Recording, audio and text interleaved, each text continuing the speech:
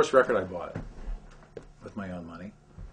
I had my mom buy me my first record because I didn't really have the money, but I think I had her buy me a 7-inch, and I believe it was Get Together by the Youngbloods. Come on, people now. Everybody get together. Which was sort of a hit on the radio. This is early 70s. I was pretty young. The first record that came in my house was Louie Louie by the Kingsmen. That I remember my brother bringing that home and being immediately enamored by the object of this record coming into the house, because it sort of had this music on it that was ours in a way. I have an older brother, and he was buying records as I was growing up, and he was buying Beatles records and stuff. And he used to sort of stack them up like on his dresser like this. He probably had about this many. And he said, like, man, like by the end of this year, this stack is going to be up like this.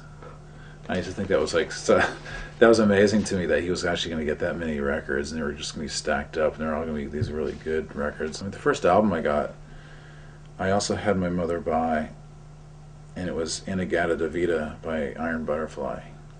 I used to look at it in the store. I used to go to the local Sears or whatever, where you could buy records there. Well, I think they're important because I always found them to be these really sort of social places, for those who were like, who were really sort of the, creative-minded people who wanted to go and make music that wasn't just sort of the typical manufactured kind of commercial mainstream sound. Major labels don't really have much investment in the welfare of record stores as a sort of kind of social kind of energy at all. They go where the revenue is, the most apparent revenue is. So I mean, whatever. I mean, that's always been their history anyway. It's like, I mean, when they would cater to record stores, it was only because that was the only game in town. So as soon as that sort of shifted to like the huge stores like Walmart and all those kind of crap stores,